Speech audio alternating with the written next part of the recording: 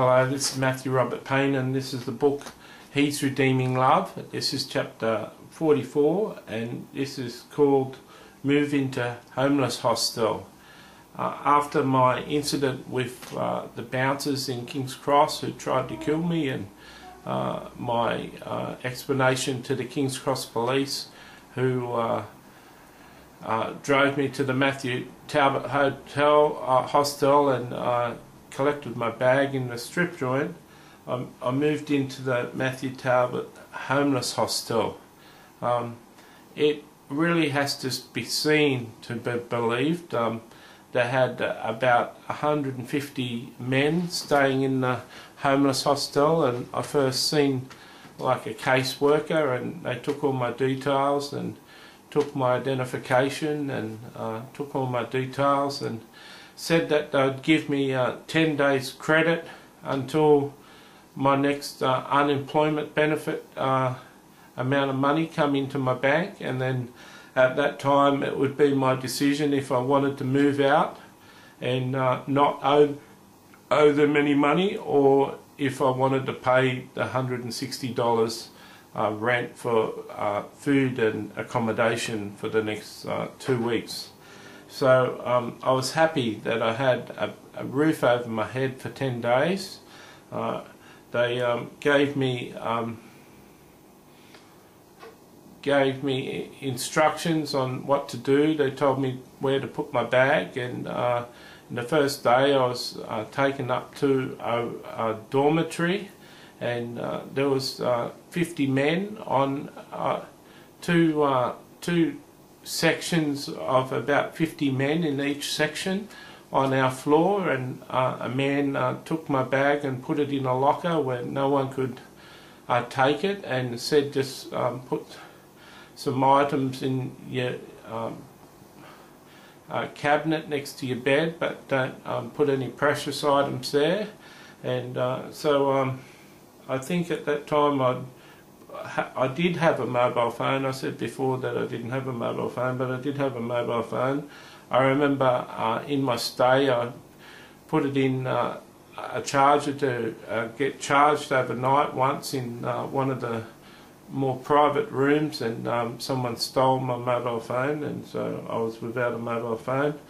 I stayed in the hostel. I have to say that getting to sleep in a hostel with many men, and you're not the first to sleep, it was hard for me to get to sleep with people snoring in the room.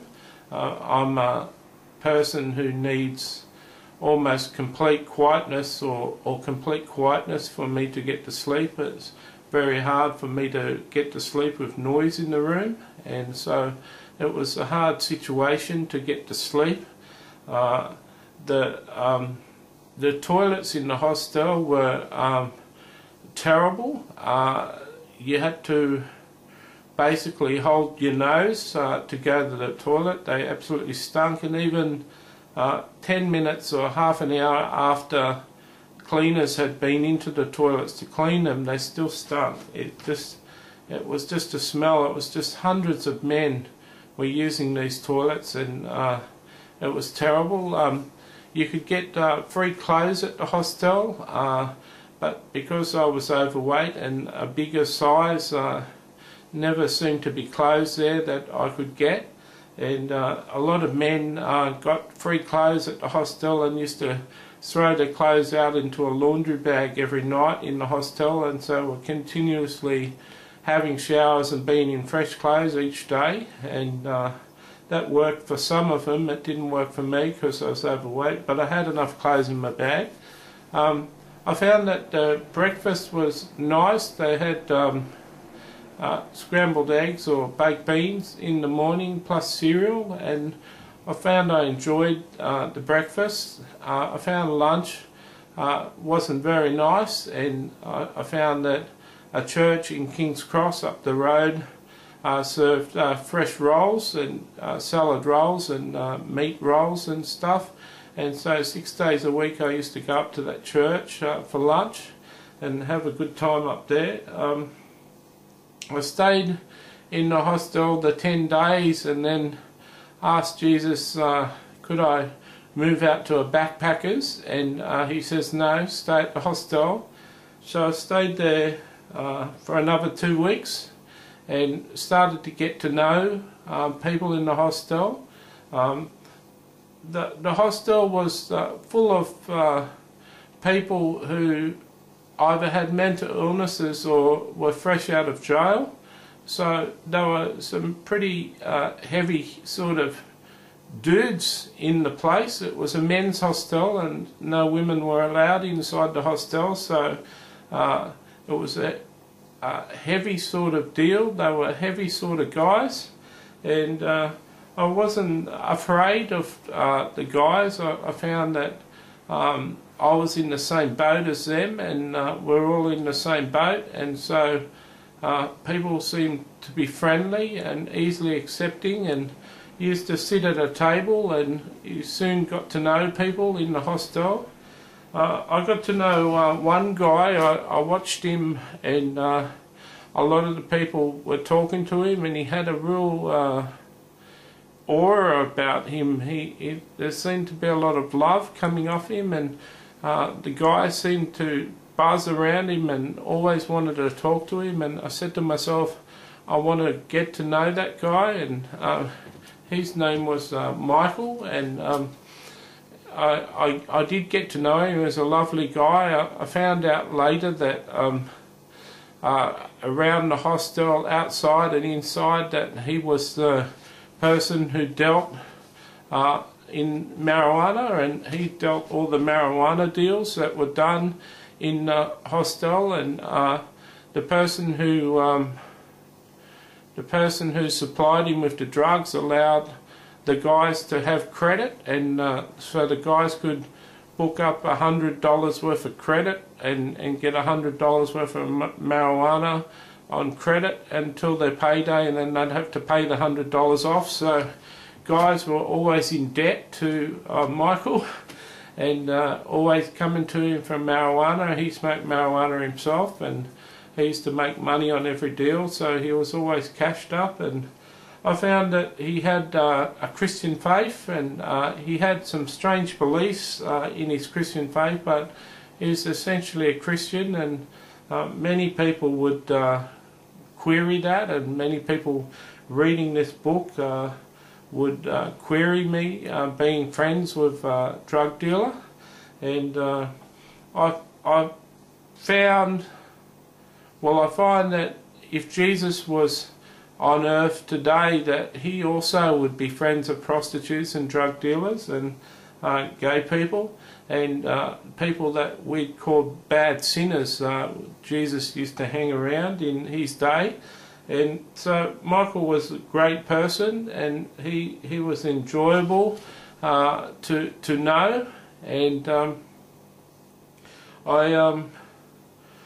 I stayed for another 2 weeks, and at the end of the 2 weeks I asked Jesus, could I go to a backpackers, and Jesus said no, stay at the hostel. And 2 weeks after that, when I got paid, I asked Jesus if I could leave, and Jesus got angry, raised his voice at me and said to me that I want you to stay at the I want you to stay at the hostel until I tell you to leave. How are you ever going to understand the homeless and have compassion for the homeless unless you're one of them yourself? And so I don't want you asking me when it's time to leave. I'll tell you when it's time to leave.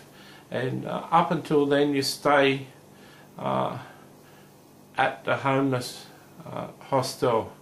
And so that solved it for me, and so I settled into the life of living in a homeless hostel. Inside the hostel there are 150 residents, and yet at breakfast and lunch and dinner there was up to 500 people that came for breakfast and lunch and dinner. The meals after a certain for breakfast were free, but dinner cost $1. But at a certain time, at dinner time, after a certain time, the meals are free also too. So you got served last, but you still got a free meal. So there was hundreds of guys who lived outside of the hostel. They refused to pay the $160 a fortnight to stay in the hostel, and yet stayed within the block of the hostel and used to come into the hostel for 3 meals a day and leave their bags in the hostel, and use the hostel for showers, and use the hostel to wash their clothes, and use the hostel for services, doctors, and use the hostel to get their mail sent to. In Australia, at least, you have to have a mailing address when you're homeless to be able to receive unemployment benefits or the pension. If you don't have a mailing address, you get no income off our social security system. So many people who are homeless, if they're not linked up to a hostel like this, are actually got no income. And so when you see them on the side of the street sometimes asking for money, you don't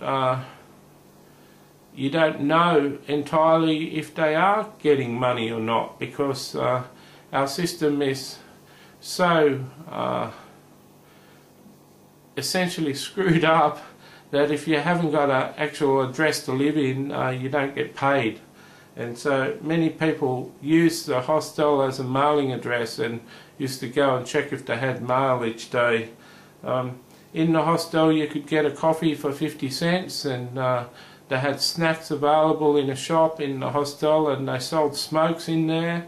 And so there was a little shop in the hostel that they could go shopping, and it was just a place where the homeless used the service to cope with life.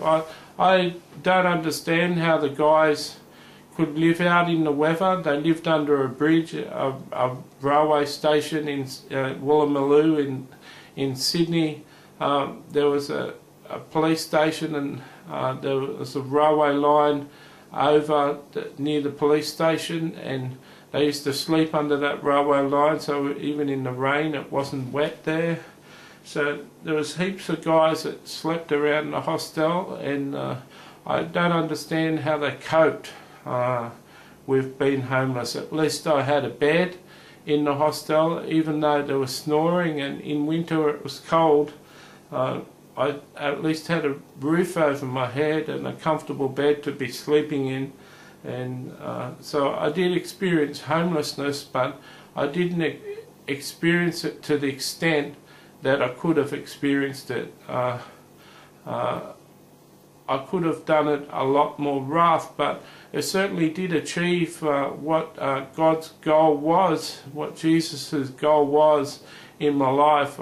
It built in me a really deep and profound love for the homeless, that if you listen to my teachings, or if you read my book on the parables of Jesus Christ, you'll find out that I've got a deep compassion for the homeless, and I feel that people seem to overlook them and disregard them, and they don't see them as the person that was beaten up on the side of the road in the parable of the Good Samaritan. They don't even consider the homeless the next door neighbour, the neighbour that you're supposed to love and show compassion to.